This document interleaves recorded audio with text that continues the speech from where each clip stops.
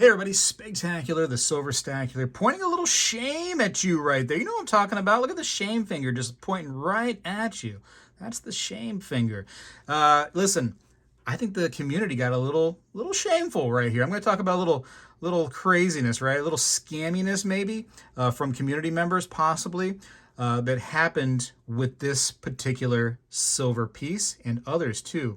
Let me talk about that right now. So, the 2024 flowing hair metal, you loved it or you hated it, right? To each their own. I think it's great. It was cool. I explained how I appreciated the piece, kind of taking a trip back to history lane, if you will. Of our men's putting out these beautiful flowing hair pieces. Say what you want. Regardless, here's what the mint did, which also upset a few people. Upset a few people. Anyways, some of the pieces had a 230 privy mark on the actual silver metal. And apparently it was randomized, right? A lot of times it seemed like, big businesses out there that sell precious metals tended to get these things. I mean, it just seemed that way. But I know some people that weren't big businesses that also found them in their boxes. But you had the 230 privy mark pieces, and then some of the pieces were not only 230 privy mark, they were also hand signed by the director of the mint on the COA. Mine is not hand signed, and so it's just regular signed, right? It's just auto pen, just whatever, printed, I guess printed. So the ones that were both privy marked and hand signed, very expensive, right? Crazy expensive. Drop your jaw expensive. Make you regret not getting one expensive. That being said, when I recently went to the fun show, that's a large coin show, happens in Orlando twice a year. You have a summer fun and a winter fun. I went to the winter fun show. The director of the United States Mint, this gal right here, Ventry C. Gibson, she was there. And guess what she was doing? She was signing her autograph on anything just about you wanted.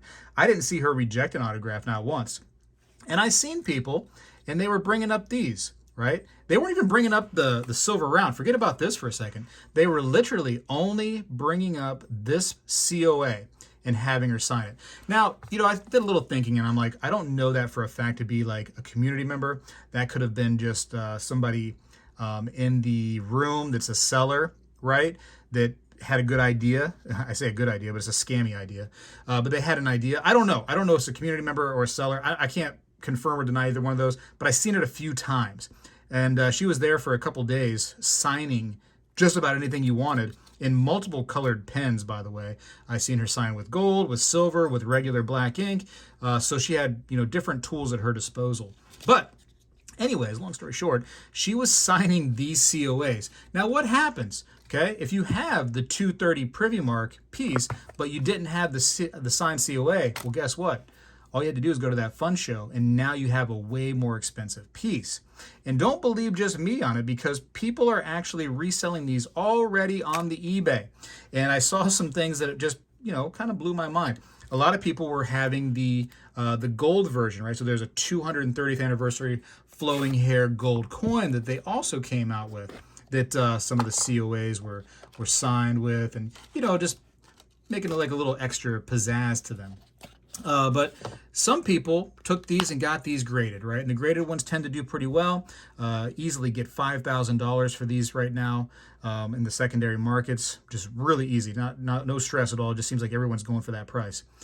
But what happens, right? When you get these graded, well, all the original government packaging can't get graded with it. It just kind of, gets returned to you, and, whatever. It just kind of gets into your collection somewhere, and you're like, what am I going to do with this stuff? Well, tell you what people were doing. They were going and having these signed by her at the fun show, and now they're selling these things for a few $100s, right? The original government packaging for a few $100 on secondary markets, eBay, etc.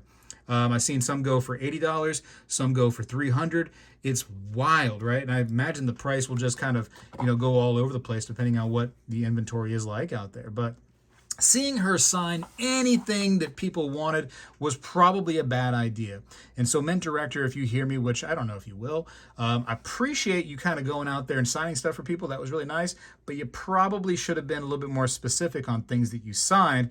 And when they brought these things up to you right here that have more value because they are signed by you, you should have been like, I'm sorry, I can't actually sign those because it's an added value when I do sign those. So, you know what I mean? Like, I think we should have been a little bit more specific on things that were and were not signed. And she had, like, let's call them handlers there with her to help kind of, deal with the crowd a little bit. But they were just letting her sign anything. And so here's actually a Silver Eagle. When I was at the show, I just quickly bought the new Silver Eagle. It came out that very day, which is typical of the Proof Silver Eagles. They come out the first day the fun show starts, and the United States Mint is there. She usually don't have the Mint Director sitting there signing stuff. This is the first time I've seen that in my career going to the fun show. But you can see how she signed on top of her signature right there for me. Does that add value to the piece? Maybe. I mean, I don't know. I think so. I think people would probably be like, wow, not only is it a Silver Eagle, but it also is signed by the Mint Director at the time. I think that kind of adds some value, but I'm just going to keep it. I'm not trying to resell it.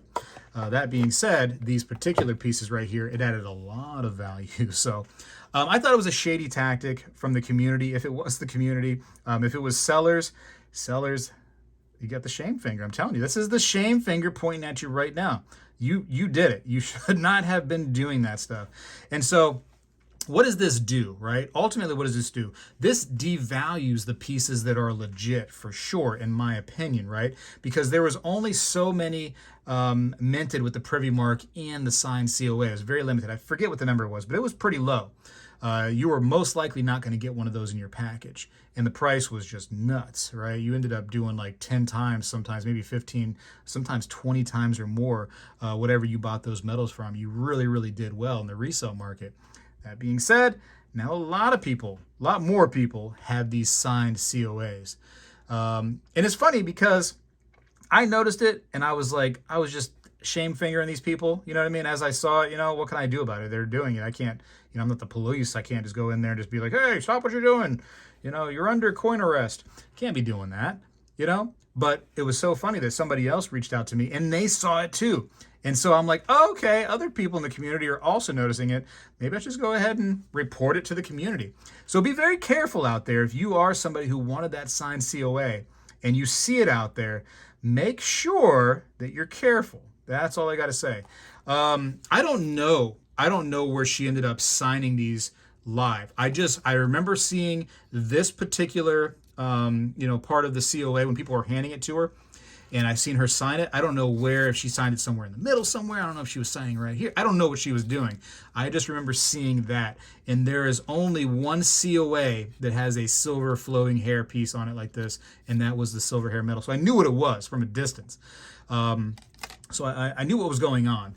I don't know where she was signing it. So if the authentic pieces are signed in a certain area, right? Let's not call them authentic. They're all authentic, right? The original pieces, if they were signed in a certain area within the COA, maybe look for that. I don't know that, where she signed it, like I said, so that might be something to look for either way.